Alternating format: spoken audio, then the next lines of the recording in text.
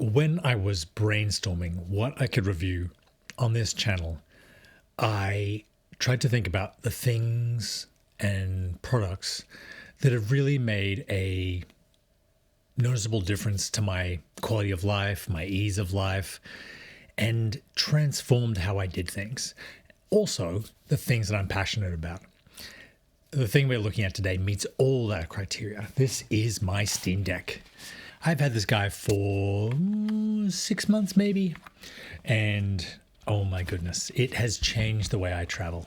When I would fly from Vermont to the West Coast, you have to go down to New York, wait an hour, a couple hours, change planes, fly 6 hours across, and it just drained me. Even if I was watching movies, even if I was working, now I look forward to that time. The time in the airport, the time in the plane, the time just waiting on the runway, the time in the air. This and my Bose noise cancelling headphones, I can disappear. I have replayed a lot of the games that I played over the last 15 years. All the Far Cry series, the Assassin's Creed series, all of which perform exceptionally well. I replayed Mad Max. There is something far more immersive somehow with having the game right there in your hand in front of you, to be able to open up the screen, be playing straight away. It's just phenomenal. It's an amazing piece of technology. I can get between 10 and 20 games on this thing. I played Hogwarts Legacy, which I never played. I played it all the way through in one trip. One of the good things about getting older is that you start to forget parts of games.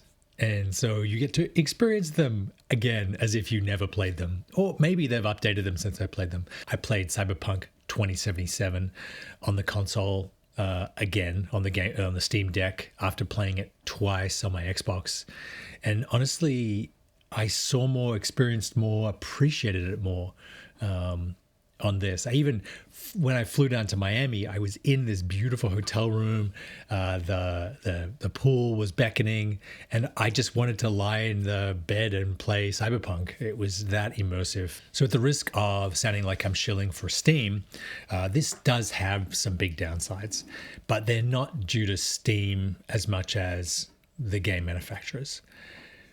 A lot of games require you to be online when you start them up, which means if you're on a plane, you can't play them at all. There's no reason why you can't put them in some kind of online mode or log in once and then say, yeah, I own this game. I paid for it on Steam. Please let me play it whenever I want. Ubisoft is really terrible with that. I bought Wildlands, Tom Clancy's Wildlands, the cartel one in Mexico, and I've only got through a couple of missions because every time I want to play it, it won't let me log in. I mean, it was $7.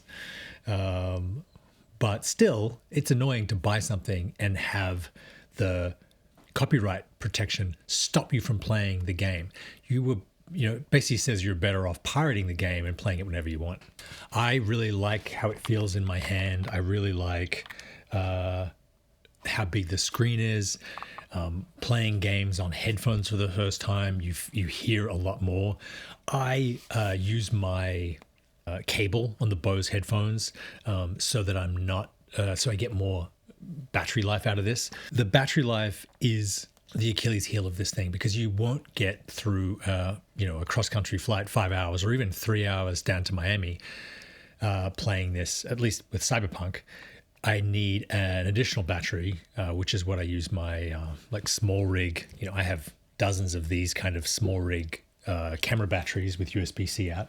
And I also when I got the Vitu XR glasses, I got this thing, which is like an additional power pack, which is actually a much nicer, sleeker design than the big chunky V-mounts, which sort of, stick around.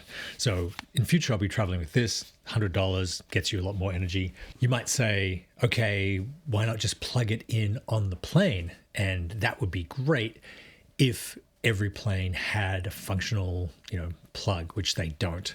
Allegiant, which is the airline that flies down from Plattsburgh to Fort Lauderdale, It has a USB in the back of the seat in front of you, but it's only 5 or 10 watts. So it slows down the battery use, but it doesn't stop it or even recharge the device. So I can get like 4 hours out of it with the 10 watts in, but I also got this casing which magnetically attaches, and it's the Steamdeck comes with this case, but it's so bulky that when you're flying, you don't want that much space. So this is like this hard cover that protects the control sticks and attaches to something at the back, protects the Steamdeck, and gives you a nice slimline thing to jam into your backpack. It fits into the laptop sleeve of most backpacks, so that you can travel lighter and less bulky than with the native box.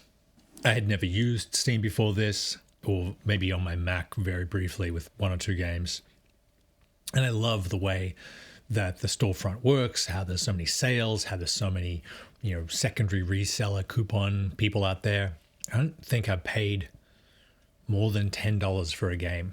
I mean, I bought these games already for my Xbox, so the idea that I have to buy them again for a different console is kind of dumb, but at least I'm not paying full price.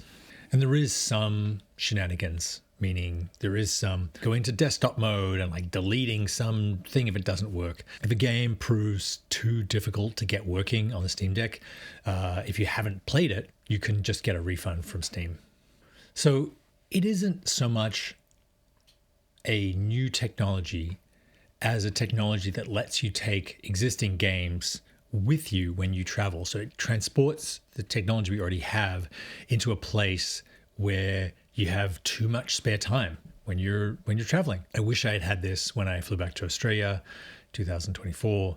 That were 2 really, really long flights that I didn't sleep on, and this would have made things that much better.